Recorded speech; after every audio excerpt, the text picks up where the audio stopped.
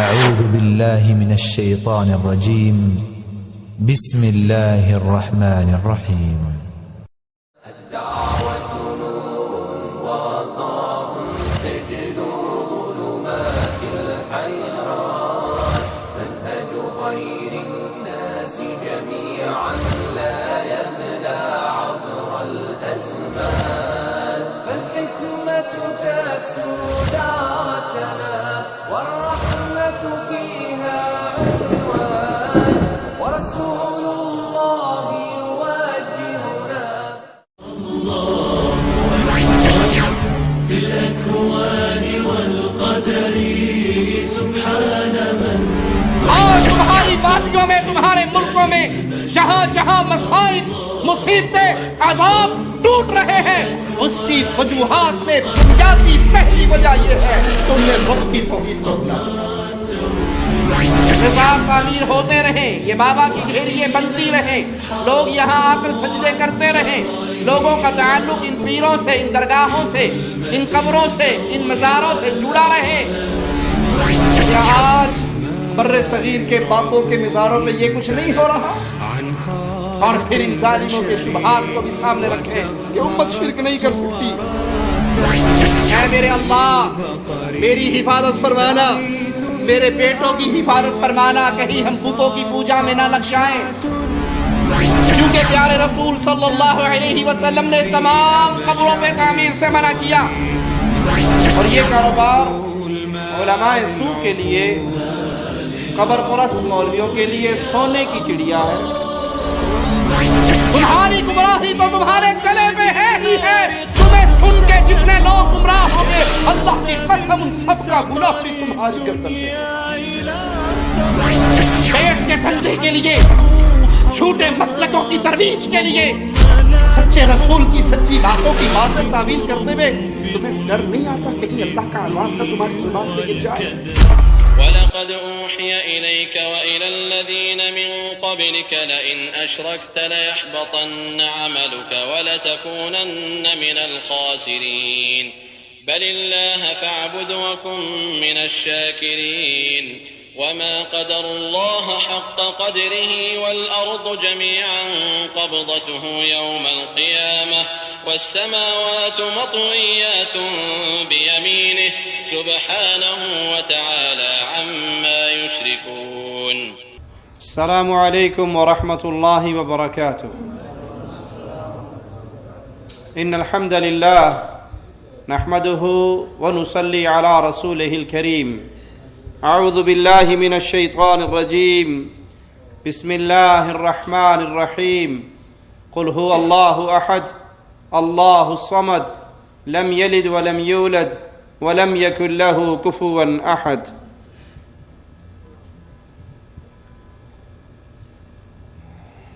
امت اسلامیہ کو ہلاکت اور بربادی کے راستے پہ چلانے کے لیے شیطان کے جالوں میں سے ایک بہت بڑا جال قبر پرستی کا جال ہے، کیونکہ جب انسان ایک خالق و مالک کی بجائے قبر اور ڈھیریوں کو پوجنا شروع کر دیتا ہے تو وہ شرک کی وادی میں گرنے کی بنا پر اپنی دنیا اور آخرت برباد کر لیتا ہے۔ اور آج امت اسلام کے ایک بڑے طبقے کو دیکھا جائے تو اسی گناہ کا شکار ہو چکے ہیں۔ ہر شہر میں، ہر گاؤں میں، ہر دیہات میں، ہر چوراہے پہ، ہر گلی میں، ہر کوچے میں نیک لوگ یا غیر معروف لوگ ان کو دفن کر کے، ان کی درگاہیں بنا کر، مزارات تعمیر کر کے عبادت کا دھندا شروع کیا ہوا ہے۔ اور یہ کاروبار علماء سو کے لیے، قبر پرست مولویوں کے لیے سونے کی چڑیا ہے۔ نہ ہینگ لگے نہ پھٹکڑی، رنگ بھی چوکھا آئے۔ ایک قبر بنانے کا خرچہ ہے، اس کے بعد نسل در نسل کھانے کے لیے بیٹھ جائے، نہ مشینری خراب ہو، نہ کاروبار میں گھاٹا ہو، 5-4 ملنگ رکھ لو دہاڑیوں پہ اور مشہور کر دو بابا جی کی کرامتیں. حالانکہ ان علماء کی اکثریت جانتی ہے کہ یہ کاروبار حرام کاروبار ہے، یہ امت کو برباد کرنے کا کاروبار ہے، اور اس راستے پہ چل کے جتنے لوگ وادی شرک میں گریں گے ان سب کا گناہ بھی ان قبر پرست مولویوں کی گردنوں پہ ہوگا. لیکن ان کا دھندا ہے، ان کا کاروبار ہے، تو اپنے کاروبار کے فروغ کے لیے ہر تاجر پلاننگ کرتا ہے. تو قبر پرست تاجروں کا بھی یہی حال ہے کہ وہ مختلف شبہات، مختلف باتیں عوام الناس کے دل میں ڈال کر اپنے اس مزار پرستی، قبروں پہ تعمیر، بابا کی درگاہ بنانے کے ہیلے اپنی عوام کو سکھاتے رہتے ہیں. لیکن ہم ان کو یہ پیغام دیتے ہیں کہ یاد رکھیے، جب تک اللہ کی توحید کو ماننے والے اہل ایمان اس دھرتی پہ باقی رہیں گے، ان کا یہ خواب کبھی پورا نہ ہو سکے گا. ان کے شبہات وہ کتنے ہی بنا اور سوار کے لوگوں کی عقلوں کو خراب کرنے کے لیے پیش کریں، اہل ایمان ان شبہات کا رد کر کے لا الہ الا اللہ کی کھری آواز کو بلند کرتے رہیں گے. آئیے قبر پرست مولویوں کے شبہات کی طرف. ایک شبہ وہ یہ پیش کرتے ہیں کہ یہ جتنی روایات قبروں پہ تعمیر سے ممانعت کی ہیں یہ روایات ضعیف ہیں. اور یہ جملہ کہتے ہوئے قبر پرست علماء کو اللہ کا ڈر نہیں ہوتا. صرف اپنا دھندا چلانے کے لیے، اپنی دکانداری قائم رکھنے کے لیے، اپنا کاروبار سجانے کے لیے وہ احادیث محمد الرسول اللہ صلی اللہ علیہ وسلم کا بڑی صفائی سے عوام الناس کے اندر ایک شوشہ چھوڑ دیتے ہیں کہ یہ ضعیف روایات ہیں، یہ صحیح احادیث نہیں ہے، تاکہ اپنی بدعات کی تائید برقرار رکھ سکے. یہ مزار تعمیر ہوتے رہیں، یہ بابا کی ڈھیریاں بنتی رہیں، لوگ یہاں آ کر سجدے کرتے رہیں، لوگوں کا تعلق ان پیروں سے، ان درگاہوں سے، ان قبروں سے، ان مزاروں سے جڑا رہے، اور اس کے ذریعے چندہ بھی، مال بھی، عزتیں بھی، وہ سارا کچھ ان کے تر نوالا بن کے منہ کی طرف آتا رہے. ایک روایت پہ کلام کرتے ہیں، اور وہ روایت ترمذی، نسائی اور ابو داؤد میں ہے کہ رسول اللہ صلی اللہ علیہ وسلم نے قبروں کو پختہ کرنے، چونا گچ کرنے اور اس پر بیٹھنے، اس پہ تعمیر کرنے سے منع کیا. یہ رسول اللہ صلی اللہ علیہ وسلم کی حدیث ہے، آپ کا فرمان ہے. امام ترمذی رحمہ اللہ نے اس کو حسن صحیح کہا، علامہ البانی رحمہ اللہ نے اسے صحیح قرار دیا کہ پیارے حبیب علیہ الصلوۃ والسلام نے قبروں کو پختہ بنانے، چونا گچ کرنے، اس پہ بیٹھنے اور اس پہ تعمیر کرنے، قبے بنانے، مزار بنانے، ڈھیریے بنانے، داتا کمپلیکس بنانے سے امام الانبیاء، امام کائنات، امام اعظم محمد الرسول اللہ صلی اللہ علیہ وسلم نے منع فرمایا. اس روایت پہ قبر پرستوں کا ایک وکیل محمد زاہد کوثری حنفی لکھتا ہے کہ اس روایت میں ایک راوی ہے ابو زبیر، اور اس کی تدلیس کی طرف یہ اشارہ کرتا ہے اور کہتا ہے اس روایت میں اس کے سماع کی صلاحت نہیں، اور قبر پر کتابت سے ممانعت یہ بھی بعض روایات میں اس کی زیادتی ہے. یہ ایک شبہ عوام الناس میں پیش کیا جاتا ہے. اس کا جواب دیتے ہوئے علامہ شمس الدین افغانی رحمہ اللہ فرماتے ہیں کوثری نے اپنے کلام میں دھوکہ دیا، کیونکہ ابو زبیر نے اس میں سماع کی صراحت کی ہے، جیسا کہ صحیح مسلم اور مسند احمد میں ہے، جس سے ابو زبیر پر تدلیس کی تہمت ختم ہو جاتی ہے. اور دوسری بات کہ ابو زبیر اس حدیث کو روایت کرنے میں اکیلے نہیں، بلکہ سلیمان بن موسیٰ نے بھی اس کو روایت کیا. گویا مطابقت ہو گئی، اور مطابقت ہونے کی وجہ سے وہ اعتراض ختم ہو گیا جو کوثری نے اس روایت پہ کیا. اور اس حدیث کے 2 شاہد بھی ہیں. ایک سیدہ ام سلمہ رضی اللہ تعالی عنہا کی روایت جو مسند احمد میں ہے، جس میں آپ فرماتی ہیں کہ رسول اللہ صلی اللہ علیہ وسلم نے قبروں پہ تعمیر، قبروں کو پختہ کرنا یعنی چونا گچ کرنا، اس سے امام الانبیاء نے منع فرمایا. اور دوسری سیدنا ابو سعید خدری رضی اللہ عنہ وارضاہ کی روایت جو ابن ماجہ میں موجود ہے، جس سے علامہ البانی رحمہ اللہ نے صحیح قرار دیا، جس میں آپ فرماتے ہیں کہ رسول اللہ صلی اللہ علیہ وسلم نے قبروں پر عمارتیں بنانے سے منع کیا۔ آج ہم جب منع کرتے ہیں عوام الناس کو کہ قبروں کو سادہ رہنے دو، قبروں کو پختہ نہ بناؤ، اس پہ سنگ مرمر نہ لگاؤ، اس پہ قبے نہ بناؤ، اس پہ مزار نہ بناؤ، اس پہ کمپلیکس نہ بناؤ، اس کو پوجا پاٹ کا مرکز نہ بناؤ، تو یہ ہم اپنی طرف سے نہیں کرتے، یہ امام الانبیاء نے منع کیا ہے، یہ امام کائنات نے منع کیا ہے۔ محمد الرسول اللہ صلی اللہ علیہ وسلم کی صریح فرامین کے اندر اس امر سے منع کیا، اس کام سے منع کیا گیا۔ ابو زبیر ان راویوں میں سے ہے، ایک اور جواب اس کا کہ ابو زبیر ان راویوں میں سے ہے جس کی تدلیس قبول کی جاتی ہے، اور صحیحین کی جن روایات میں بظاہر انقطاع بھی ہو تو اس کو اتصال پہ محمول کیا جاتا ہے، اور یہ حدیث صحیح مسلم کی ہے، یہ حدیث صحیح مسلم کی ہے، اور صحیح مسلم کی ان احادیث میں سے نہیں ہے جن پر تنقید کی گئی۔ علامہ شمس الحق افغانی رحمہ اللہ مزید کوثری کے اعتراض کا جواب دیتے ہوئے فرماتے ہیں قبروں پہ تعمیر سے ممانعت کی احادیث بہت زیادہ ہے، قبروں پر تعمیر کی ممانعت بہت زیادہ احادیث سے ثابت ہے، اور بعض تو وہ روایات ہیں جن پر امام بخاری اور امام مسلم متفق ہیں، متفق علیہ روایت ہے، اور بفرض محال اگر ہم یہ تسلیم بھی کر لیں کہ قبروں پر تعمیر سے ممانعت کی صرف یہی ایک دلیل ہے تو اہل ایمان کو ماننے کے لیے محمد کا ایک فرمان بھی کافی ہوتا ہے صلی اللہ علیہ وسلم۔ مزارات کی تعمیر، قبروں پہ قبے، قبروں کو پختہ کرنا، قبروں پہ کمپلیکس بنانا، قبروں پہ مجاور بن کے بیٹھنا، قبروں پہ تحریریں لکھنا، عبارتیں لکھنا، قبروں پہ چادریں چڑھانا، دیے جلانا، یہ تمام چیزیں ایسی ہیں جس سے شریعت محمدیہ منع کرتی ہے، اور ایک روایت میں نہیں، 20 روایات ہیں، درجنوں روایات ہیں جس کے اندر ان کاموں سے منع کیا گیا۔ اگر بفرض محال مان لیا جائے کہ صحیح مسلم کی اس روایت کے علاوہ اور کوئی روایت نہیں، تب بھی اہل ایمان کے لیے کسی مسئلے میں محمد الرسول اللہ کا ایک فرمان حرف آخر ہوا کرتا ہے صلی اللہ علیہ وسلم۔ امام ابن حزم رحمہ اللہ فرماتے ہیں جو سمجھتا ہے کہ اس ممانعت سے مراد رسول اللہ صلی اللہ علیہ وسلم نے صرف مشرکین کی قبروں پہ تعمیر سے منع کیا تو اس نے محمد کریم صلی اللہ علیہ وسلم پہ جھوٹ بولا۔ جو عوام الناس کو گمراہ کرنے کے لیے یہ شبہ چھوڑتا ہے، پیش کرتا ہے کہ یہ تو مشرکوں کی قبروں پہ تعمیر سے منع کیا گیا، اولیاء اللہ، نیک بزرگان، انبیاء، اولیاء، صالحین، ان کی قبروں پہ تعمیر سے منع نہیں کیا گیا۔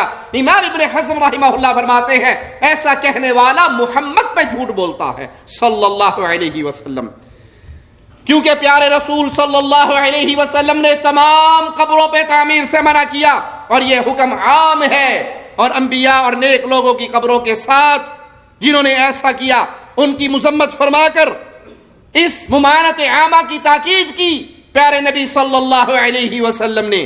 اسی طرح کوثری نے سیدنا علی کی روایت، آپ کی حدیث جس میں آپ نے ابوالحیاج کو مجسمے توڑنے، پختہ قبروں کو توڑنے، قبروں کو زمین کے برابر کرنے کا حکم دیا، اس پہ اعتراض کرتے ہوئے کہتا ہے کہ صحت حدیث میں حبیب بن ابی ثابت کی تدلیس کا مسئلہ ہے، اور یہ کہ یہ امت کے اجماع اور تعامل کے خلاف بھی ہے۔ اسی طرح احمد بن محمد غماری اس حدیث پر حاشیے میں لکھتا ہے کہ دو میں سے ایک بات ضروری ہے، یا تو یہ کہ یہ حدیث ثابت نہیں، یا پھر اسے ظاہر کے خلاف محمول کیا جائے گا، یا تو یہ حدیث ثابت نہیں، اگر ثابت ہے تو اس کا ظاہری معنی نہیں لیا جائے گا، اس کے خلاف لیا جائے گا۔ اس شبہ کا جواب سنیے اور غور کیجئے اور اپنے دل میں اس کو بٹھائیے، ایسے لوگوں تک اس پیغام کو، اس صاف خالص دعوت کو پہنچائیے کہ یہ اعتراض بھی باطل پرستوں کے سابقہ اعتراضوں کی طرح لا یعنی کمزور اور بیکار دلیل ہے۔ کیوں کہ یہ حدیث صحیح مسلم کی احادیث میں سے ہے جس کے قبول پر امت کا اجماع ہو چکا ہے۔ صحیح بخاری اور صحیح مسلم وہ کتابیں ہیں کہ قرآن حکیم کے بعد صحیح ترین کتابیں یہ ہیں، اور امت اس پہ اکٹھی ہو چکی ہے، اور یہ حدیث ہر قسم کے طعن سے، ہر قسم کے اعتراض سے پاک ہے۔ یہ ان احادیث، ان روایات میں سے نہیں جن پہ اعتراض کیا گیا، البتہ ان میں بظاہر جو انقطاع پایا جاتا ہے تو بخاری و مسلم کی روایات کا انقطاع اتصال پہ محمول ہوتا ہے، اور اس حدیث کی اور بھی اسناد ہیں جس پہ کسی قسم کا کوئی اعتراض نہیں کیا گیا. یہ صرف ایک سند سے یہ روایت نہیں ہے، اس کی اور بھی اسناد ہے جس کے اندر کسی قسم کا کوئی اعتراض اہل علم نے نہیں کیا.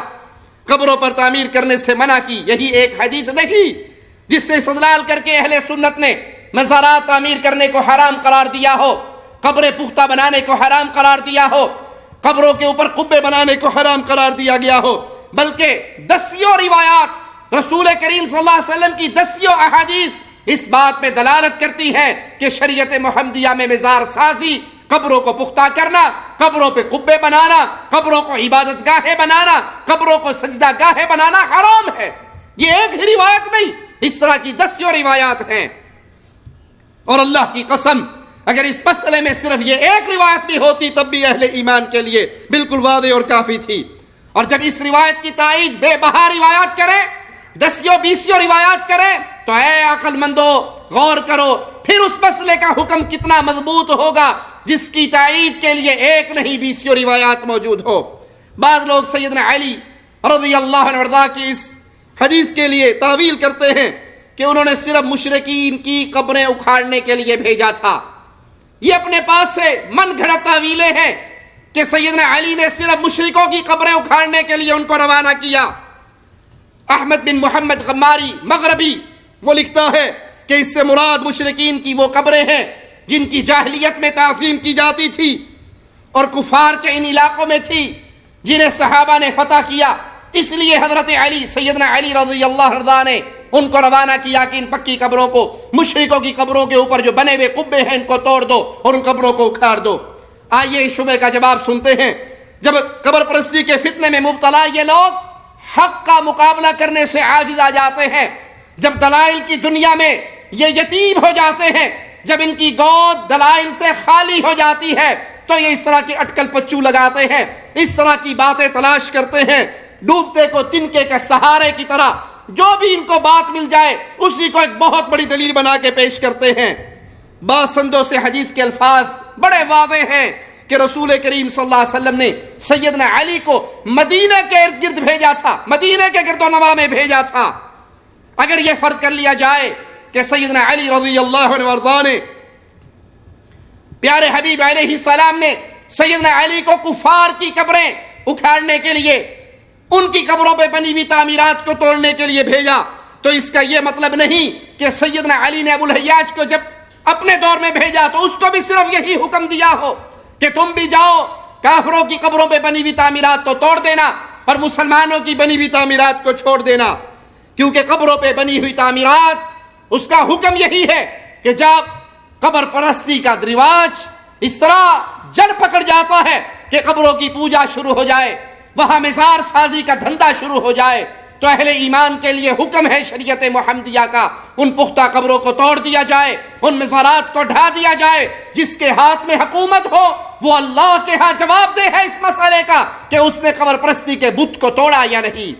تو سیدنا علی رضی اللہ عنہ نے بھیجا پولیس کے اس سربراہ کو، کہا جب آپ کوفے میں تھے اور کوفہ خلافت فاروقی میں آباد ہوا تھا اور سیدنا علی کے دور میں کوفہ دارالخلافہ تھا، اس کے گرد و نواح میں بھیجا کہ آپ کو جب خبر ہوئی کہ یہاں لوگوں نے کچھ قبروں کو پختہ کیا تو ان پختہ قبروں کو توڑنے کے لیے آپ پولیس کے سربراہ کو روانہ کرتے ہیں کہ جاؤ ان مزارات کو توڑ دو، ان پختہ قبروں کو توڑ دو. اور اس میں کوئی شک نہیں جن قبروں کو برابر کرنے کا حکم دیا گیا وہ مطلق ہے، وہ عام ہے، اس میں یہ تقسیم حدیث ہمیں نہیں سکھا رہی، احادیث ہمیں یہ نہیں بتا رہی کہ آپ نے حکم دیا ہو کہ مشرکوں کی قبر آئے پکی ہو تو توڑ کے کچی کر دینا، مسلمان کی قبر پختہ نظر آئے تو اس کو کچھ نہ کہنا. یہ تقسیم لوگوں کے ذہنوں میں تو ہو سکتی ہے، احادیث کے اندر موجود بلکہ عام حکم ہے، جو قبر پختہ نظر آئے اس کو کچی کر دو، توڑ دو، جو قبروں پہ تعمیر نظر آئے ان کو توڑ دو، برابر کر دو. ایک شبہ اور پیش کرتے ہیں کہ جی آپ نہیں سمجھتے، وہ اس اندیشے سے منع کیا گیا تھا، وہ توڑنے کا حکم بھی اس ڈر سے دیا گیا تھا کہ لوگ پوجا پاٹ میں نہ لگ جائیں، عبادت میں نہ لگ جائیں. یہ کوئی شرعی مسئلہ نہیں جو قیامت تک کے لیے مسئلہ ہو، تشریعی حکم نہیں تھا، بلکہ صرف یہ ڈر تھا کہ لوگ قبروں کی پوجا کریں گے، قبروں پہ مزار بنائیں گے، عبادت کا جہاں پہ خطرہ ہو تو وہاں پہ یہ کیا جا سکتا ہے۔ تو اب تو لوگ شرک کو جانتے ہیں، توحید کو سمجھتے ہیں، اللہ کی وحدانیت کو مانتے ہیں، وحدہ لا شریک کا اعلان کرتے ہیں۔ تو اب مزار بنانے کی ممانعت کی کوئی دلیل نہیں ہے، کیونکہ اب تو مسئلہ واضح ہو گیا ہے، شرک پتہ لگ گیا، توحید کو پہچان لیا، لا الہ الا اللہ کو پڑھ لیا، اللہ کو وحدہ لا شریک مان لیا۔ اگر اب کوئی مزار بناتا ہے، قبریں پکی بناتا ہے، قبروں پہ قبے جبے بناتا ہے تو اس میں کوئی حرج نہیں، اور ویسے بھی امت کے اندر شرک تو ہے نہیں، امت کے اندر شرک تو ہے نہیں، امت تو شرک سے بچ چکی ہے۔ آئیے اس کا جواب اپنے دلوں میں بٹھاتے ہیں۔ یہ باطل پرستوں کا ایک انتہائی بودا، انتہائی کمزور، انتہائی لا یعنی اعتراض اور شبہ ہے۔ اہل ایمان کا پیغام شریعت محمدیہ کا واضح کیا ہے، آئیے اپنے دل میں بٹھائیے۔ قرآن و حدیث کی تلاش میں لگے رہنے والا انسان جانتا ہے کہ شرک ایسی خطرناک بیماری ہے جس سے ہمیشہ ڈرایا گیا، جس سے بچنے کی ہمیشہ تعلیم دی گئی۔ انبیاء نے اپنی اولادوں کے لیے یہی دعا کی، اپنی اولادوں کو یہی وصیتیں کی۔ آئیے امام الموحدین سیدنا ابراہیم علیہ السلام کا فرمان سورۃ ابراہیم آیت نمبر 35 میں سنتے ہیں۔ سیدنا ابراہیم اللہ مالک سے دعا کرتے ہوئے الفاظ کیا اختیار کرتے ہیں، غور کیجئے۔ وَجْنُبْنِي وَبَنِيَّ أَن نَعْبُدَ الْأَصْنَامَ، اے میرے اللہ میری حفاظت فرمانا، میرے بیٹوں کی حفاظت فرمانا، کہیں ہم بتوں کی پوجا میں نہ لگ جائیں۔ جو لوگ یہ دلیل دیتے ہیں کہ اب تو شرک ہے نہیں، اس امت میں شرک ہو نہیں سکتا، شرک کو بھوت بنا دیا لوگوں کو ڈرانے کے لیے۔ یہاں ابراہیم خلیل اللہ ہے، امام الموحدین ہے، وہ اللہ سے دعا کر رہے ہیں، اللہ مجھے بھی اور میرے بیٹوں کو بھی بتوں کی پوجا، غیر اللہ کی عبادت سے محفوظ رکھنا، بچا کے رکھنا۔ یعنی شرک اتنی خطرناک بیماری ہے کہ نبی بھی اپنے بارے میں اللہ سے سوال کر رہے ہیں، اللہ مجھے بھی بچانا اور میری اولاد کو بھی بچانا۔ سورۃ لقمان آیت نمبر 13 پہ غور کیجئے۔ حکیم لقمان نصیحت کر رہے ہیں اپنے بیٹے کو، کہتے کیا ہے، یا بنی لا تشرک باللہ، اے میرے بیٹا اللہ کے ساتھ شرک نہ کرنا، ان الشرک لظلم عظیم، شرک بہت بڑا ظلم ہے۔ باپ اپنے بیٹے کو نصیحت کر رہا، بیٹا بچ کے رہنا، شرک سے بچ کے رہنا، شرک بہت بڑا ظلم ہے، یہ ظلم معاف نہیں ہوگا بغیر توبہ کے اگر انسان مر جائے۔ اور یہاں ایک پیغام بھی مل رہا ہے کہ باپ اپنے بیٹے کو جہاں اچھی بری چیز بتاتا ہے، اچھے برے حالات اس کے سامنے رکھتا ہے، تو باپ پہ لازم ہے سب سے پہلے اپنی اولاد کو شرک سے بچائے، توحید کا پیغام دے، لا الہ الا اللہ کا پیغام دے، قرآن حکیم کی تعلیم اس کے سینے میں راسخ کرے۔ یہ باپ کی ذمہ داری ہے اپنے بچے کو ایمان سکھانا، عقیدہ سکھانا، توحید سکھانا۔ حکیم لقمان اپنے بیٹے کو نصیحت کرتے ہیں، میرا بیٹا شرک نہ کرنا، اس لیے شرک نہ کرنا کہ شرک بہت بڑا ظلم ہے، یہ معاف نہیں ہوگا۔ آج اولاد برباد ہوتی ہے، ہو جائے، دین کے اعتبار سے تباہ ہوتی ہے، ہو جائے، بے نماز بنتی ہے، بن جائے۔ باپ کو ایک ہی غم ہے، بیٹا ڈاکٹر بن جائے، بیٹا انجینئر بن جائے، بیٹے کی انگلش لینگویج بڑی اچھی ہو جائے، بیٹا میتھ میں ماہر ہو جائے، بیٹا کیمسٹری کے اندر ٹاپ کر جائے، بیٹا دنیا کی فلاں ڈگریاں لے لے۔ ہم کہتے ہیں اسلام اس چیز سے منع نہیں کرتا، لیکن آپ کا بیٹا مسلمان بن جائے، یہ آپ کی قبر میں ٹھنڈی ہوا آنے کا ذریعہ بن جائے گا۔ اپنے بیٹے کو پہلے اللہ مولا مالک کا تعارف کروائیں، توحید سکھائیں، قرآن کا علم دیں، اسلام کا علم دیں، اس کے بعد وہ دنیا کا کوئی فن مرضی سیکھ لے، سکھا دیں، لیکن بنیاد بنا دیں۔ آپ دیکھتے نہیں پرائمری کے اندر ماں باپ 5th کلاس کے بچے پہ بڑی محنت کرتے ہیں، میٹرک کے بچے پہ بڑی محنت کرتے ہیں، پوچھو جتنی محنت کیوں؟ اجی مولوی صاحب یہ بنیاد ہے، اگر میٹرک میں اچھے نمبر لے گیا، اب اس نے اگر انگلش کے اندر مہارت حاصل کر لی تو بنیاد بن جائے گی جو ساری عمر اسے کام دے گی۔ بھائی یہ مسلمان بن گیا تو تیری آخرت سنورنے کی بنیاد رکھی گئی۔ شرک اتنی ہیبت ناک چیز ہے کہ نبی اپنے لیے، اپنے اولاد کے لیے بت پرستی سے بچنے کی دعا مولا مالک سے کر رہے ہیں۔ آئیے رسول کریم صلی اللہ علیہ وسلم کی سنت کی طرف لوٹتے ہیں۔ آپ نے اپنی امت کو شرک سے بڑے واضح انداز سے ڈرایا، اور بہت سی احادیث کے اندر یہ بات واضح کی کہ امت شرک کے اس مرض میں مبتلا ہوگی، یہ شرک امت میں داخل ہوگا۔ آج تو منبر و محراب کے وارث اعلان کر رہے ہیں، ٹینشن لینے کی ضرورت نہیں ہے، امت میں شرک نہیں آئے گا۔ رج کے پیروں کو سجدہ کرو، باپوں کو سجدے کرو، جو مرضی کرو، شرک ہوگا ہی نہیں۔ شرک سے تم بچا لیے گئے ہو۔ لیکن آؤ سنو پیارے حبیب محمد کریم صلی اللہ علیہ وسلم کا فرمان، صحیح بخاری حدیث نمبر 7116، صحیح مسلم حدیث نمبر 2906۔ پیارے نبی فرما رہے ہیں، لا تقوم الساعہ، لا تقوم الساعہ، اس وقت تک قیامت قائم نہیں ہوگی، حتی تضطرب الیات نساء دوس علی ذی الخلصہ وذو الخلصہ طاغیۃ دوس التي كانوا يعبدون في الجاہلیہ۔ اس وقت تک قیامت قائم نہ ہوگی جب تک قبیلہ دوس کی عورتوں کی سرینے اس ذو الخلصہ بت کا طواف کرتے ہوئے ہلیں گی نہیں، او کما قال علیہ الصلوۃ والسلام۔ اس وقت تک قیامت قائم نہیں ہوگی جب تک بنی دوس قبیلے کی عورتوں کی سرینے نہ ہلیں اس بت کے طواف کے وقت۔ یہ پیارے نبی کا فرمان ہے۔ کہاں ہیں وہ لوگ جنہوں نے بلینک چیک دے دیا امت کو، جو مرضی کر لو، کوئی ٹینشن لینے کی بات نہیں ہے، تمہارے اندر شرک نہیں آئے گا، شرک سے تم بچا لیے گئے ہو۔ پیارے نبی فرما رہے ہیں اس وقت تک قیامت قائم نہیں ہوگی جب تک دوس قبیلے کی عورتیں اس بت کا طواف نہ کر لیں، ان کی سرینے نہ ہلیں۔ ابن حجر رحمہ اللہ فرماتے ہیں اس حدیث میں اطلاع ہے کہ بنی دوس قبیلے کی عورتیں جانوروں پہ سواریاں کر کے وہاں پر پہنچیں گی اس کی عبادت کے لیے، اس کے طواف کے لیے، جس سے ان کی سرینے ان سواریوں سے ہلیں گی۔ یا بت کے طواف پہ اتنی کثرت ہوگی، اتنی کثرت ہوگی، اس کثرت کی وجہ سے عورتیں آپس میں ٹکرائیں گی اور ان کی سرینے ہلیں گی۔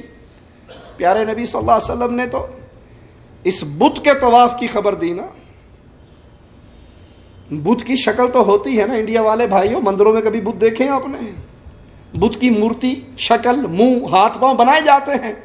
اللہ کی قسم جاہلوں کا ہم نے ایسا منظر بھی دیکھا ہے جہاں پہ نہ قبر ہے نہ بت ہے، بابا لال شہباز کا تھڑا ہے۔ تھڑا سمجھتے ہو؟ چبوترا، اس تھڑے کا طواف ہو رہا ہے۔ قبر کے اندر تو پھر پتہ ہے کہ بابا جی دفن ہے، مورتی تو پھر بظاہر نظر آ رہی ہے کہ بت، ایک صنم، ایک مورتی، آنکھوں والا، ہاتھوں والا پڑا ہے، یہاں کچھ نہیں ہے۔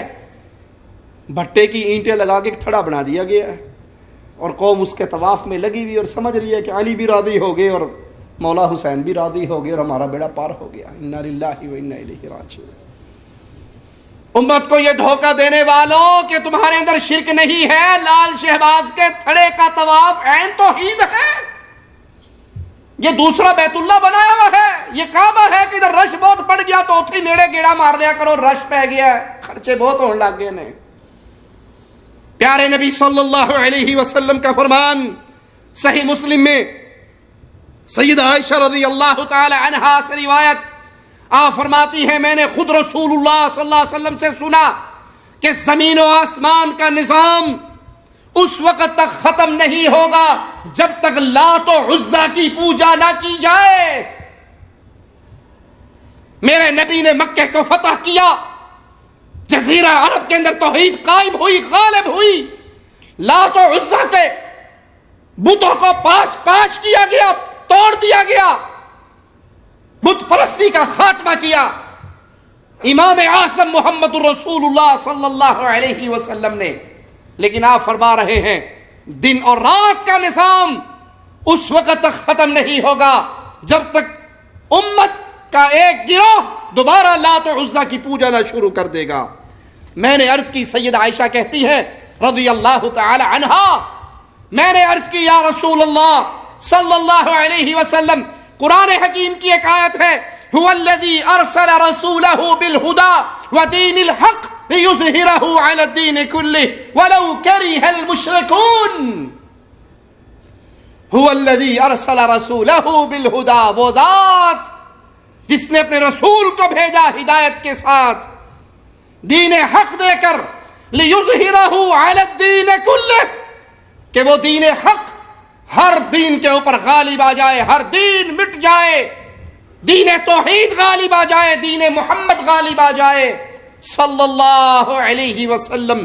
وَلَوْ كَرِهَ الْمُشْرِكُونَ، مشرکوں کو جتنی مرضی تکلیف ہوتی رہے وہ جلتے رہیں، اہل توحید غالب آ کے رہیں گے، دین محمد غالب ہو کے رہے گا۔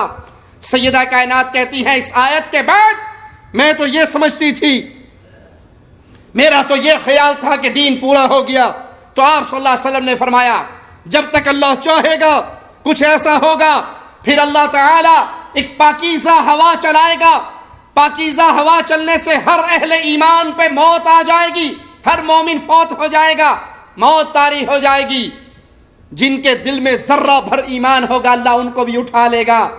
پھر جو دنیا میں بچیں گے وہ لوگ ہوں گے جن کے دل میں ایک ذرہ بھی ایمان نہیں ہوگا، پھر وہ اپنے آباء و اجداد کے دین کی طرف، بت پرستی کی طرف لوٹ جائیں گے۔ مسند احمد اور ابو داؤد میں ہے، رسول اللہ صلی اللہ علیہ وسلم نے فرمایا اس وقت تک قیامت قائم نہیں ہوگی جب تک میری امت کے کچھ لوگ مشرکین سے نہ مل جائیں، جب تک میری امت کا گروہ بتوں کی پوجا شروع نہ کر دے۔ مزاروں اور عرسوں پہ بیٹھ کے یہ خطاب کرنے والوں، اس امت میں شرک نہیں ہو سکتا۔ مزاروں پہ آ کے عرس لگانا، بابے کی قبروں پہ سجدے کرنا، طواف کرنا، پکارنا، منتیں ماننا، یہ شرک نہیں ہے۔ بابے کی جالیوں پہ کالے دھاگے باندھنا، تالے بجانا، لگانا، یہ شرک نہیں ہے۔ حالانکہ وہ تالا لگانے والا اس نیت سے لگاتا ہے کہ بابے سے میں نے سوال کیا ہے، 7 تالا لگا دیا، جب بابا میرا سوال پورا کرے گا میں تالا کھول دوں گا۔ وہ اس پیر کو پکار رہا ہے، اس پکارنے کی وجہ سے، اس سے امید رکھنے کی وجہ سے، اس پہ بھروسے کرنے کی وجہ سے یہ عمل اس کا شرک قرار پاتا ہے جو اس کو ملت اسلامیہ سے نکال کے باہر پھینک دیتا ہے۔ پیارے نبی فرما رہے ہیں اس وقت تک قیامت قائم نہ ہوگی جب تک میری امت کا گروہ مشرکین کے قبائل سے جا کے نہ مل جائے اور وہ بھی بتوں کی پوجا نہ کرنے لگے۔ ان احادیث کو سامنے رکھیے اور مزارات پہ ہونے والا کھلا شرک اپنے سامنے رکھیے کہ یہ جو کچھ آپ نے بیان فرمایا، کیا آج بر صغیر کے بابوں کے مزاروں پہ یہ کچھ نہیں ہو رہا؟ اور پھر ان ظالموں کے شبہات کو بھی سامنے رکھیں کہ امت شرک نہیں کر سکتی۔ علامہ البانی رحمہ اللہ فرماتے ہیں بعض لوگ کہتے ہیں شرک ختم ہو گیا، وہ جہالت کی وجہ سے شرک ہوا کرتا تھا، اب وہ ختم ہو گیا، علم کی دنیا ہے، نشر و اشاعت کی دنیا ہے، علوم اور معرفت کی دنیا ہے، عقل فکر کے اس دور میں شرک کا بوٹا دوبارہ نہیں لگ سکتا، اس کی واپسی ممکن نہیں۔ یہ خیال، یہ سوچ بالکل باطل ہے، غلط ہے، کیونکہ مشاہدہ بتا رہا ہے شرک اپنی تمام تر اقسام کے ساتھ موجود ہے، شرک اپنے تمام اقسام کے ساتھ، جملہ صورتوں کے ساتھ دنیا کے اطراف و اکناف میں خیمہ زن ہے، انسانیت کو اپنا شکار کر کے جہنم کی دلدل میں پھینک رہا ہے۔ اور اکثر مسلمان ممالک پہ اگر نظر دوڑائیں، یقینی خبر کے طور پہ صرف رافضیت کے فرقے کو دیکھ لیں تو شیعت کے اندر قبروں کی پوجا، قبروں پہ سجدے، ذاکروں کو سجدے۔ ارے ذاکر اور قبروں کو سجدے تو ہم نے دیکھے تھے، اب تو یہ حالت ہے کہ خمینی کی تصویر کو رکھ کے، ذاکر کی تصویر کو رکھ کے تصویر پہ سجدے ہوتے ہیں۔ شام کے طاغوت بشار کی تصویر کو رکھ کے اس پہ سجدے کیے جاتے ہیں، بشار کے نام کا کلمہ پڑھا جاتا ہے، لا الہ الا بشار۔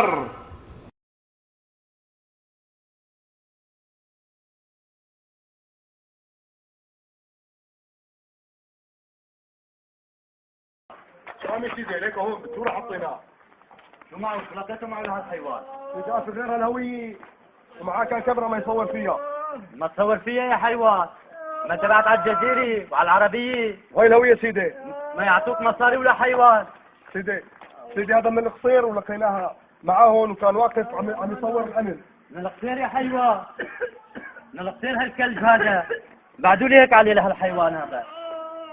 من القصير يا حيوان، تمروا يانا شوف تمروا. تمروا لهالحيوان. يا الله ما نبي يا الله. أشهد أن لا إله إلا الله. قل لا إله إلا بشار ولا حيوان. لا إله إلا الله. أشهد أن محمد. تمروا لهالحيوان تمروا.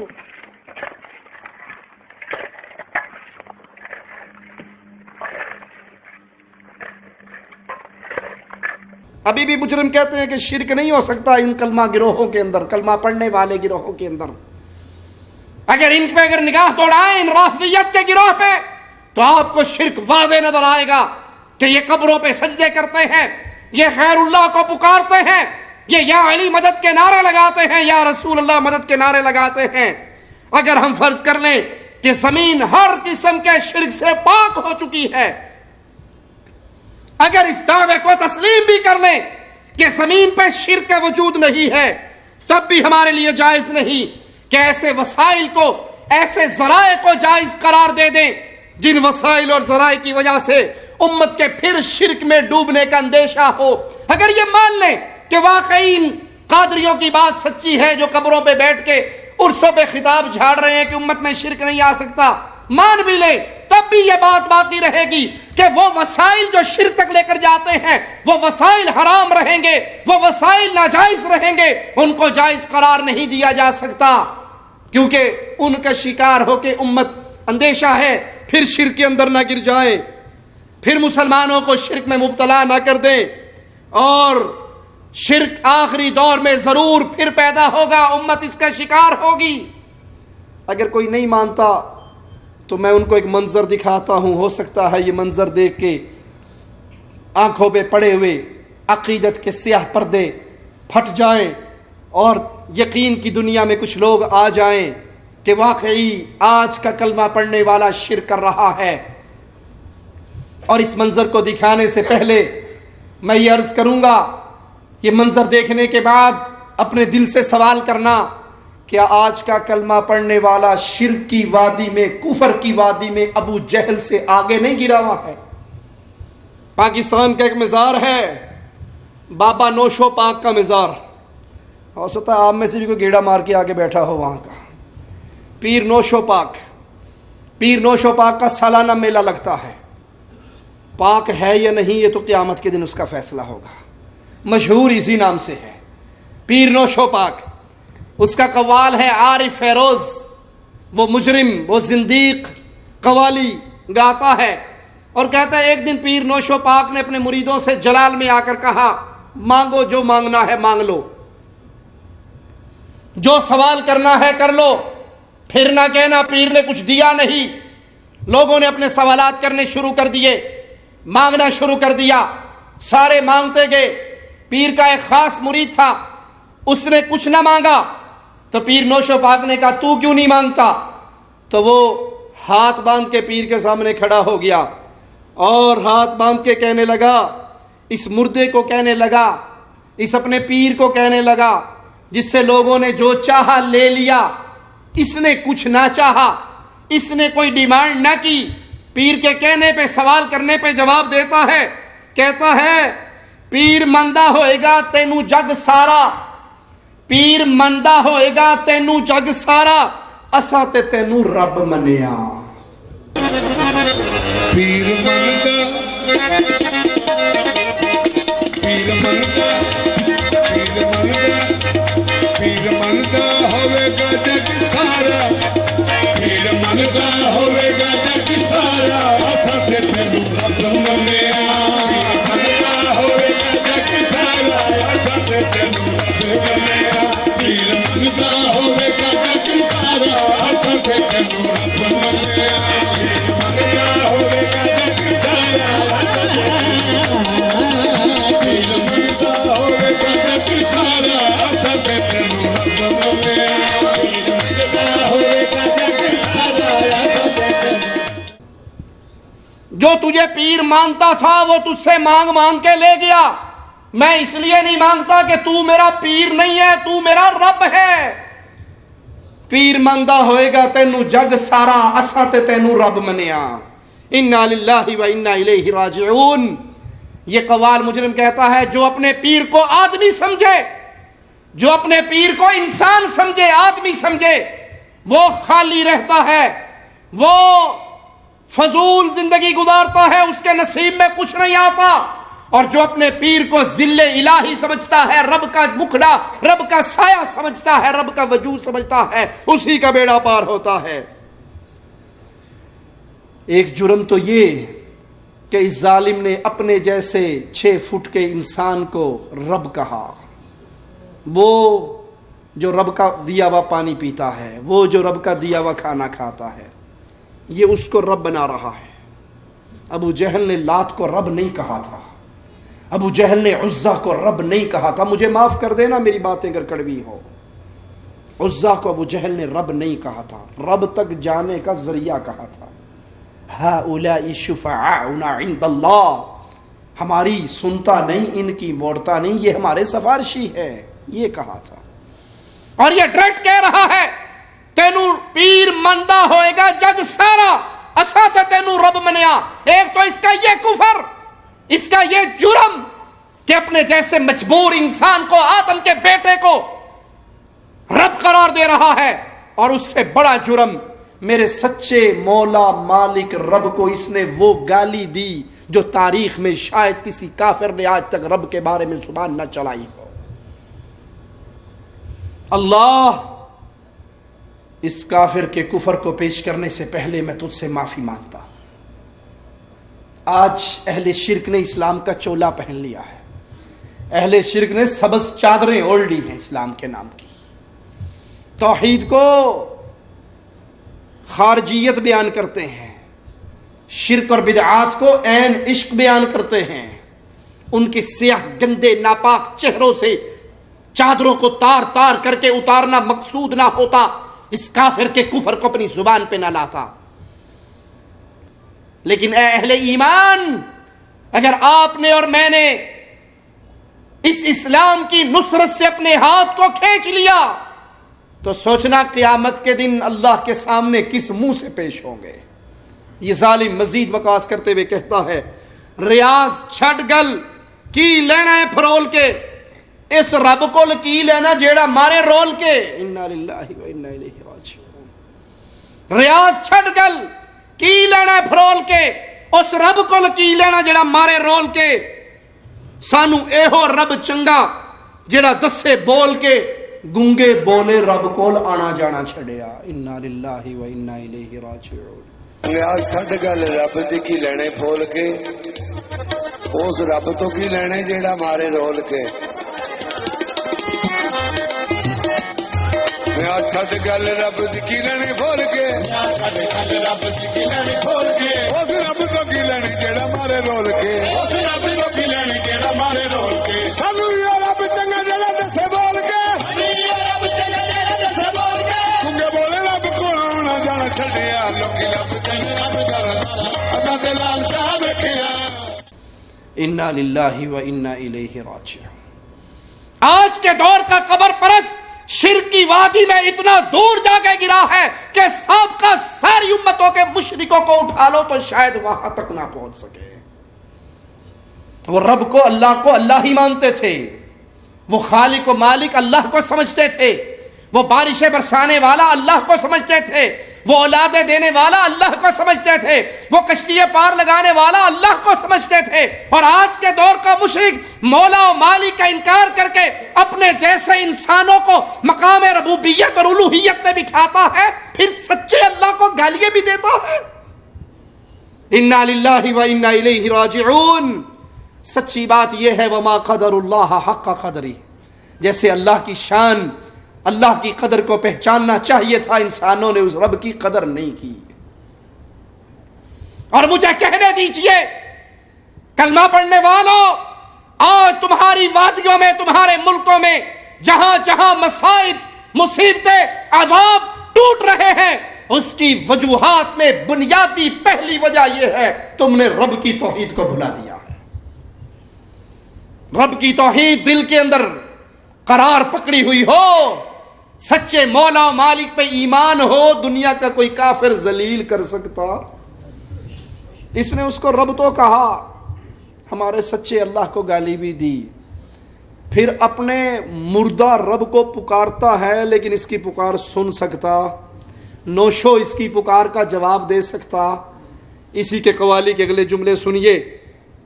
یہ اپنے مردہ رب کے سامنے ترلے لے رہا ہے، منتیں لے رہا ہے، لیکن اس کی قبر کے پاس ریکارڈنگ کے لیے ٹیپ ریکارڈ رکھ دو، اللہ کی قسم قیامت تک جواب آ سکتا. کہتا کیا ہے؟ نوشو تک لے مینو کتیاں وچ رکھ لے، نوشو تک لے مینو کتیاں وچ رکھ لے. کہ بابا نوشو، میرے رب نوشو، ایک دفعہ میری طرف دیکھ تو لے، مجھے تو نے اپنا بندہ بنا کے نہیں رکھنا، کتا بنا کے رکھ لے. سچ کہتا ہے یہ، سچ کہتا ہے یہ. جو ایک رب کا در کا بندہ بننا پسند نہیں کرتا، وہ مردوں کے در کا کتا بننا پسند کرتا ہے. جس کو رب کی توحید وارے نہیں آتی، وہ مردوں کے در پہ جا کے جانور بن جاتا ہے.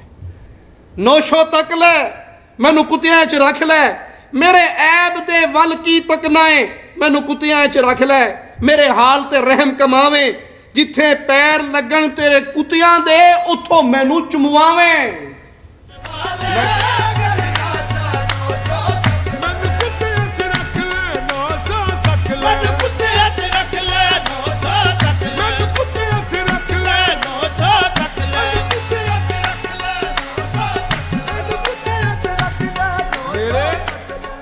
میرے ابا نے ول، میرے ابا نے ول کی ویکھنے کتیاں چ رکھ لے، 900 تک لے،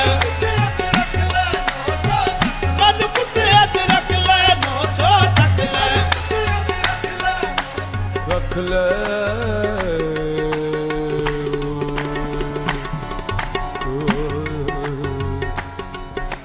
رکھ لے بردی باندیاں دی، رکھ لے بردی باندیاں دی، رکھ لے بردی باندیاں دی، رکھ لے بردی باندیاں دی، میرے حال تے رحم کماوی، میرے حال تے رحم کماوی، جتھے پیر لگن تیرے کتیاں دے، جتھے پیر لگن تیرے کتیاں دے، او تھا میں تھو چمواوی، کتیاں چ رکھ لے، 900 تک لے،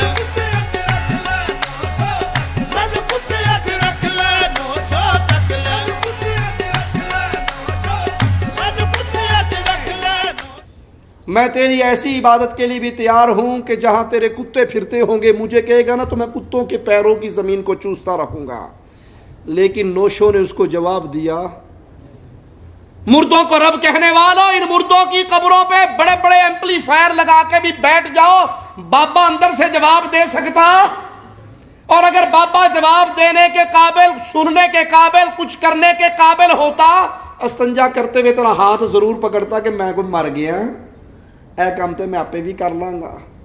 جو وہ طہارت کرتے ہوئے تیرا ہاتھ نہ پکڑ سکا، تو نے جہاں مرضی انگلیاں پھیری، اس کا مطلب ہے تیرا رب مر گیا ہے. مبارک ہو تمہیں تمہارے مردے رب، اور مبارک ہو ہمیں وہ رب لا تاخذہ سنۃ ولا نوم، جس کو نہ اونگ آتی ہے نہ نیند آتی ہے.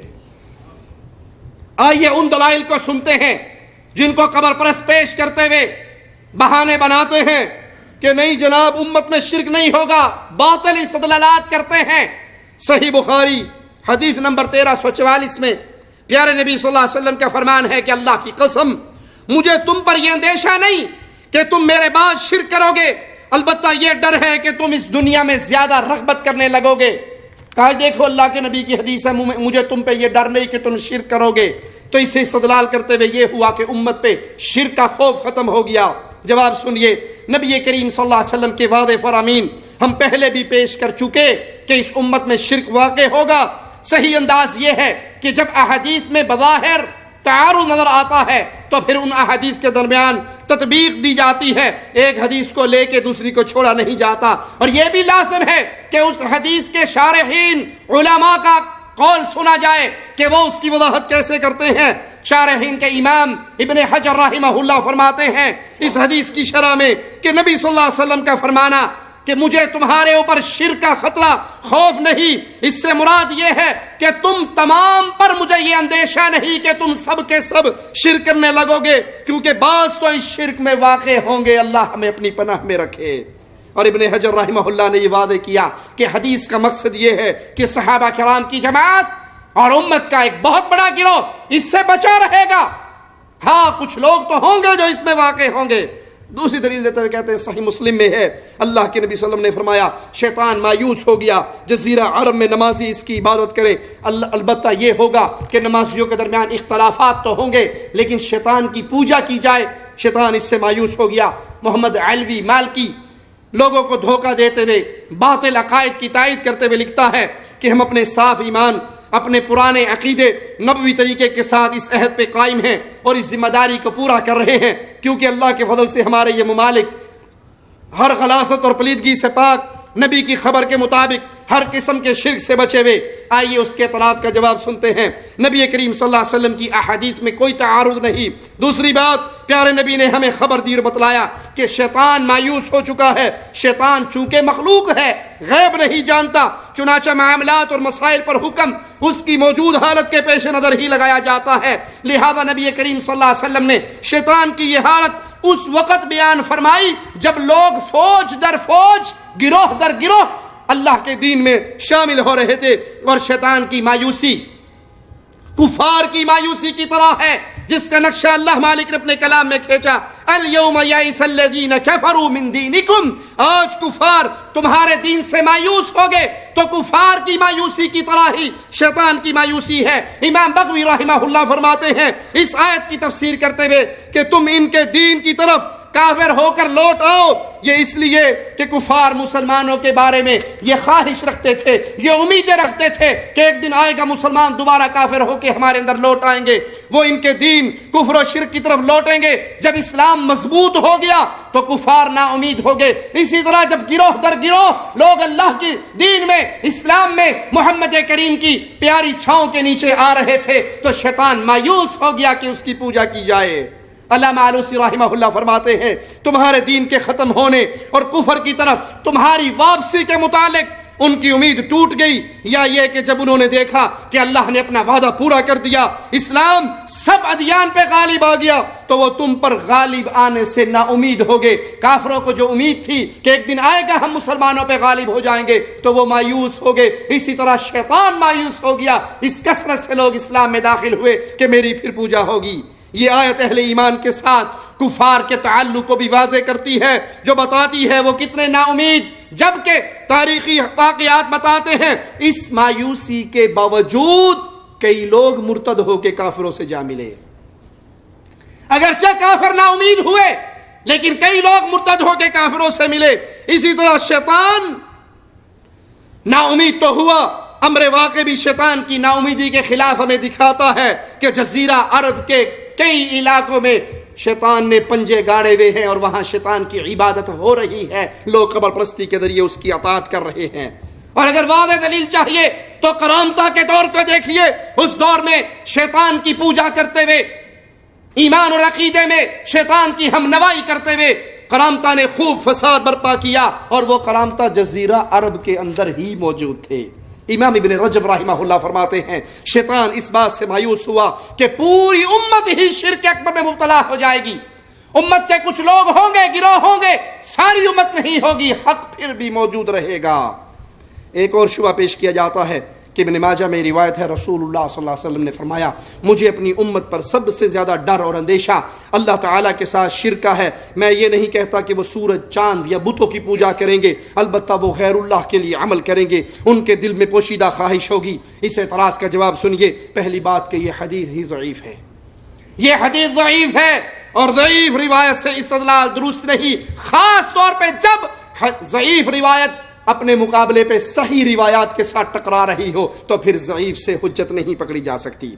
قبر پرست جن روایات سے استدلال کرتے ہیں ان میں ایک یہ دلیل بھی ہے، ایک یہ روایت بھی ہے کہ رسول اللہ صلی اللہ علیہ وسلم نے دعا کی، اللہم لا تجعل قبری وثنا یعبد، اے میرے پروردگار میری قبر کو محفوظ فرمانا، اس کو بت نہ بنا دینا کہ اس کی عبادت کی جائے۔ اس کی ایک عجیب تعویل ایک خبر پرست مولوی صاحب کرتے ہیں، کہتے ہیں جو اللہ کے نبی صلی اللہ علیہ وسلم نے کہا تھا، یہ دعا کی تھی کہ اللہ میری قبر کی حفاظت فرمانا، اس کو بت نہ بنا دینا، تو اپنی امت کو درس دے رہے تھے کہ جس طرح بت کے پاس جاتے ہو، بت کے بارے میں سب کو پتا ہے، وہ سنتا نہیں ہے، وہ بولتا نہیں ہے، وہ کچھ عطا نہیں کر سکتا، تو جب میری قبر پہ آؤ تو اس طرح نہ آنا جس طرح بت کے پاس آتے ہو، بلکہ یہ ایمان و عقیدہ رکھ کے آنا کہ یہاں سے ہی ملے گا جو کچھ بھی ملے گا۔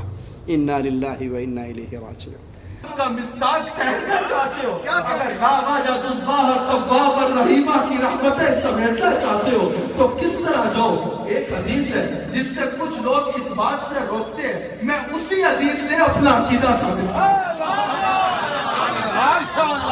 اکثر لوگ اپنے غلط عقائد کا مقدمہ بنا کر ایک حدیث پیش کرتے ہیں کہ سرکار نے فرمایا کہ میری قبر انور کو بت نہ بناؤ۔ اللہ سرکار نے فرمایا کہ میری قبر انور کو بت نہ بناؤ۔ اب کوئی کہتے ہیں بھئی تم وہاں جا کے مانگتے ہو، یہ کرتے ہو، وہ کرتے ہو، تو بت سے تشبیہ دی جاتی ہے۔ ارے نہیں، یہ مالک کے کل عالم کی بارگاہ ہے۔ شیخ، ہمارے شیخ کے شیخ حضرت خواجہ حبیب الرحمان رحمت اللہ تعالیٰ علیہ نے اس کی کیا تشریح فرمائی؟ آپ فرماتے ہیں کہ سرکار نے فرمایا کہ میری قبر پر ایسے نہ ہو جیسے کسی بت کے پاس جاتے ہو، کیونکہ جب تم بت کے پاس جاتے ہو تو یہ عقیدہ لے کے جاتے ہو کہ نہ یہ سن سکتا ہے، نہ یہ بول سکتا ہے، نہ یہ دیکھ سکتا ہے، نہ یہ دے سکتا ہے، یہ تو مردے کے برابر ہے۔ میری قبر پہ ایسے نہ ہو جیسے کسی مردے کے پاس جا رہے ہو۔ جب میری قبر پہ آؤ تو منظارہ قبری وجبت لہو شفاعتی کا عقیدہ لے کے آؤ۔ جب میری قبر پہ آؤ تو یہ عقیدہ لے کے آؤ کہ ان کے ہاتھ میں حق کلچی ہے، مالک کے دل کہلاتے ہیں، رب ہے موتی، یہ ہے قاسم، دل تستا ہے، کھلاتے یہ ہے، اتنا آتے نہ کر کوثر، ساری کثرت باتیں یہ ہے، اپنے بھرم سے ہم حلقوں کا بندہ باری کراتے یہ ہے، لاکھ بنائے کروڑوں دشمن کون بچائے بچاتے ہیں۔ احادیث رسول کی باطل تعویل کرنے والوں، قیامت کے دن تم رب کو کیا منہ دکھاؤ گے؟ تمہاری گمراہی تو تمہارے گلے پہ ہے ہی ہے۔ تمہیں سن کے جتنے لوگ گمراہ ہوں گے، اللہ کی قسم ان سب کا گناہ بھی تمہاری گردن پہ ہوگا۔ پیٹ کے دھندے کے لیے، جھوٹے مسلکوں کی ترویج کے لیے، سچے رسول کی سچی باتوں کی باطل تعویل کرتے ہوئے تمہیں ڈر نہیں آتا کہیں اللہ کا عذاب نہ تمہاری زبان پہ گر جائے؟ کہا جس طرح بتوں کے پاس جاتے ہو اس طرح میرے پاس نہ آنا۔ حالانکہ پیارے نبی صلی اللہ علیہ وسلم کا فرمان کتنا واضح ہے، اللہ میری قبر کی حفاظت فرمانا، کہیں یہ بت نہ بن جائے، لوگ اس کی پوجا نہ شروع کر دیں۔ علوی مالکی کہتا ہے اس حدیث سے استدلال کرتے ہوئے کہ نبی صلی اللہ علیہ وسلم نے دعا کی، آپ کی دعا قبول ہو گئی، تو جب یہ دعا قبول ہوئی تو پھر امت میں شرک واقع نہیں ہو سکتا اور امت شرک سے محفوظ ہو گئی۔ جواب یہ ہے اس میں تو کوئی شک نہیں کہ رسول کریم صلی اللہ علیہ وسلم نے دعا کی اور اللہ نے آپ کی دعا قبول فرمائی۔ حافظ ابن قیم رحمہ اللہ فرماتے ہیں اللہ تعالیٰ نے اپنے رسول کی دعا ایسے قبول فرمائی کہ اس قبر کے گرد 3 دیواریں کھڑی کر کے اس کو گھیر دیا گیا ہے کہ کوئی ڈائریکٹ قبر کی پوجا کرنا چاہے تو دیوار درمیان میں حائل ہے، محمد کی قبر کی عبادت نہیں ہو سکتی صلی اللہ علیہ وسلم۔ ان دیواروں میں گھیرا لینے کا، قبر مبارک صلی اللہ علیہ وسلم کی قبر مبارک کو ان 3 دیواروں کے اندر گھیرنے کا مقصد یہ ہے کوئی ڈائریکٹ اگر پیارے حبیب کی قبر کی پوجا کرنا چاہے تو وہ ناکام و نامراد ہوگا، لیکن براہ راست کوئی قبر کی پوجا نہ کر سکے اور وہ قبر مبارک سے دور بیٹھا ہوا اللہ مالک کی خصوصیات پیارے نبی کو دے تو اسے شرک اکبر سے کیا چیز بچائے گی؟ اگر ایک عقیدہ رکھے کہ وہی جو مستوی عرشدہ خدا ہو کر اتر پڑا مدینے میں مصطفیٰ ہو کر الصلاۃ والسلام علیکہ یا نورم من نور اللہ، محمد کریم اللہ کے نور کا ٹکڑا ہے تو اس نے اللہ کی ذات کا شریک میرے رسول کو بنا دیا۔ اگر وہ یہ عقیدہ رکھے کہ نبی مشکل کشا ہے، حاجت روا ہے، ان کو پکارا جائے وہ مددگار ہیں، وہ مشکلیں ٹالتے ہیں، وہ مصیبتیں ٹالتے ہیں، ارے بھائی اگر پیارے نبی مصیبت ٹالنے والے ہوتے سب سے پہلے فاروق اعظم پہ ابو لؤلؤ کے وار کو تو روک لیتے، عثمان غنی قید ہوئے میرے نبی بچا لیتے، سیدنا علی شہید ہوئے میرے نبی بچا لیتے، سیدنا حسن کو زہر دیا گیا میرے حبیب بچا لیتے، حسین کو کربلا میں شہید کیا گیا میرے رسول بچا لیتے صلی اللہ علیہ وسلم۔ بصیری اپنے قصیدے میں کہتا ہے، اے سب مخلوق سے زیادہ افضل، میں ہر مصیبت اور حادثے میں تیری پناہ چاہتا ہوں۔ ایک اور لکھنے والا لکھتا ہے، اے میری پناہ گاہ، میری نجات اور میری امید اور رجا، اے میرے مددگار اور میرے سہارے، اے میری شفا، میری مدد کیجئے، تو ہی میری جاہ پناہ ہے اور تو ہی میرا دستگیر ہے۔ جو اس طرح رسول کریم صلی اللہ علیہ وسلم کو پکار کے نبی کی عبادت کر رہا ہے، وہ شرک اکبر سے کیسے بچے گا؟ کیا اس میں کسی کو اختلاف ہو سکتا ہے کہ ہم نے یہ دو شعر بصیری کے اور دوسرے رائٹر کے جو پیش کیے، اس کا خلاصہ یہ ہے کہ نبی کی شان میں غلو کیا گیا اور آپ کو اللہ کا شریک بنایا گیا۔ قبر کی عبادت تو نہ ہو سکی کہ درمیان میں دیواریں کھڑی کر دی گئی، اللہ نے محفوظ رکھا، لیکن قبر کی عبادت شرک کی ایک صورت ہے اور آپ کو الہی صفات دینا شرک کی دوسری صورت ہے، جو آج کلمہ پڑھنے والوں کی اکثریت کر رہی۔ پھر اس حدیث کو اس مفہوم میں بھی لے لیں تو واضح یہ ہوا کہ اللہ کے نبی نے دعا کی، اللہ نے قبر کو محفوظ فرمایا، اور آپ نے فتویٰ دیا کہ پورے جزیرہ عرب کے اندر امت کے اندر شرک نہیں ختم، شرک ختم ہو گیا، شرک نہیں ہو سکتا۔ اس کی دلیل کیا ہے؟ یہاں تو صرف قبر سے شرک ختم ہونے کی دعا سے دلیل نکلتی ہے۔ نبی کریم صلی اللہ علیہ وسلم کی قبر مبارک کی عبادت نہ ہونا آپ کی دعا کی برکت سے نہ ہوئی ہے نہ آئندہ ہوگی، تو اس سے امت میں شرک پیدا ہونے کی نفی نہیں ہوتی، کیونکہ جس نے دعا فرمائی کہ اے اللہ میری قبر کو بت نہ بنانا، اسی پیارے حبیب نے فرمایا قیامت قائم نہ ہوگی جب تک لات و عزا کی عبادت نہ ہو۔ جو اپنی قبر کی عبادت سے روک رہے وہ خبر دے رہے کہ اس امت کا گروہ لات و عزا کی پوجا کرے گا، دوست قبیلے کی عورتیں پوجا کریں گی اس بت کی، یہ نبی نے خبر دی۔ جس نبی نے اپنی قبر مبارک سے اللہ کے حضور درخواست کر کے اس کی عبادت سے امت کو ڈراتے ہوئے روکا، اللہ سے پکار بلند کی، وہی نبی خبر دے رہا ہے کہ امت کا ایک گروہ یہ شرک میں واقع ہوگا۔ پیارے نبی صلی اللہ علیہ وسلم کی احادیث کی یہ شان ہے کہ جو احادیث ہمارے سامنے آئیں ہم ان احادیث کو تسلیم کریں، اپنے بنائے ہوئے مسالک، اپنے بنائے ہوئے فرقے، اپنے بنائے ہوئے اعتقادات کو لے کر ان کو اصل قرار دیتے ہوئے نبی کی احادیث کے اندر تعویل نہ کریں۔ اور اللہ کی قسم جو میرے حبیب نے بتایا وہ ہو کر رہا۔ دوست قبیلے کے لوگوں نے اس بت کی پوجا کی، وہ بت دوبارہ کھڑا کیا گیا، ایک وقت آیا کہ اس بت کی دوبارہ پوجا شروع ہوئی جس طرح زمانہ جاہلیت میں ہوتا تھا۔ پھر یہاں تک کہ شیخ محمد بن عبد الوہاب رحمت اللہ علیہ دعوت توحید کو لے کر کھڑے ہوئے اس جزیرہ عرب کے اندر توحید کے پیغام کو نشر کیا، اور پھر امام عبدالعزیز بن محمد بن سعود رحمہ اللہ نے علماء کا ایک قافلہ اس بت کی طرف روانہ کیا جنہوں نے اس کو توڑ کے پاش پاش کر دیا اور اس دھرتی کو شرک کے بنائے ہوئے عبادت خانوں کے مراکز جو اصل میں شرک کے مراکز ہیں اس سے اس کو پاک کیا۔ اللہ سے دعا ہے اللہ ہمیں توحید کا فہم عطا فرمائے، اللہ ہمیں ایمان پہ باقی رکھے، اللہ ہمیں موت دے تو اس حال میں دے کہ ہم لا الہ الا اللہ کو سمجھنے والے، لا الہ الا اللہ کو پڑھنے والے، لا الہ الا اللہ کو پھیلانے والے ہوں۔ اس حال میں موت دے، اللہ ہم سے راضی ہو، ہم اپنے اللہ سے راضی ہوں۔ اقول قولی ھذا واستغفر اللہ لی ولکم ولسائر المسلمین فاستغفروہ انہ هو الغفور الرحیم۔ لا الہ الا اللہ محمد رسول اللہ علیہ صلاة اللہ وآلہ والأحبہ